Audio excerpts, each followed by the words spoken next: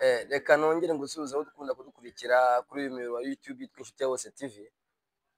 Nakugeneye ijambo ry'umunsi rivuga ngo ntukigere uharanira kwishimirwa n'abantu.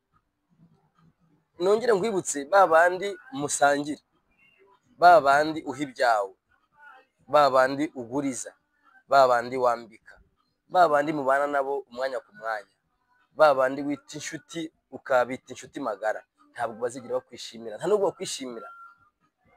Iteka ryose uhora urwana ishyaka ryo kugira ngo bakwishimire, bakunezerere. Ariko reka nkubwize ukuri, barakwishimira none kuko ufite ibyo ubaha, barakwishimira none kuko ufite ibyo ubaguriza, barakwishimira none kuko ufite ibyo ubambika. Nawe urwana ishyaka umara ibyawe kugira ngo urebe ko wabanezeza. Reka nguhire itangazo, ntabwo bazegera kunezerera.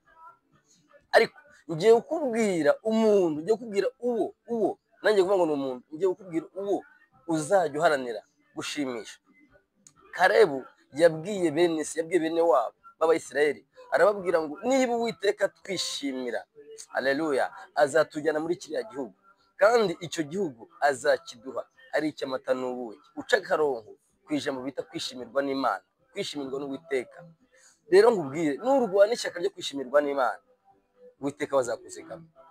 Nurwana ishyaka ryo kwishimirwa n'Imana, Imana izakugirira neza.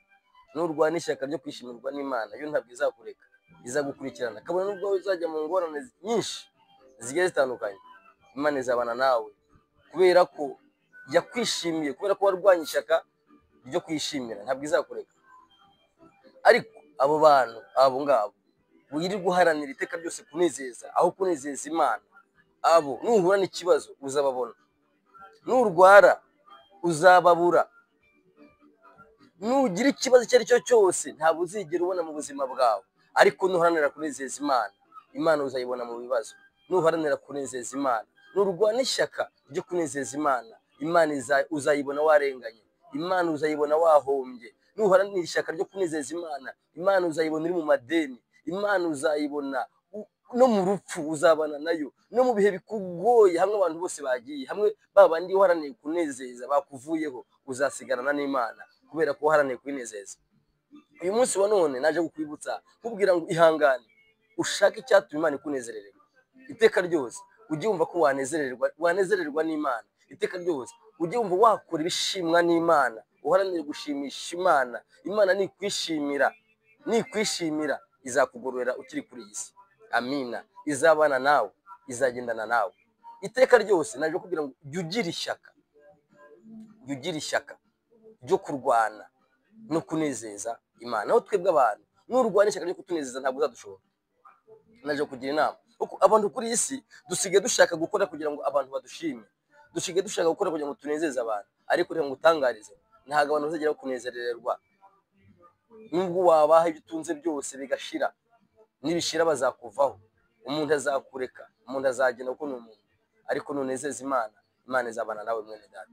Haleluya.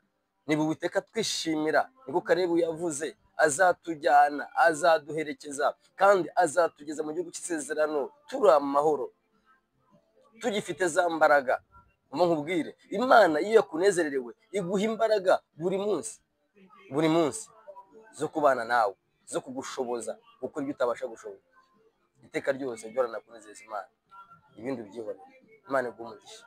Nanigeze ngo tuganire kuri ijambo ryonyine, twibutsa guharanira kunezeza Imana aho kunezeza abantu, kuko namaze kubona ko abantu dusigaye dushaka kunezeza bene wacu b'abantu, kandi ni ukuri tugashaka kuboneza kugira ngo batunezererwe, batubone badushime, batubone badukomera amashyi. Baradukomera amashyi none, ariko ejo bazaduseka.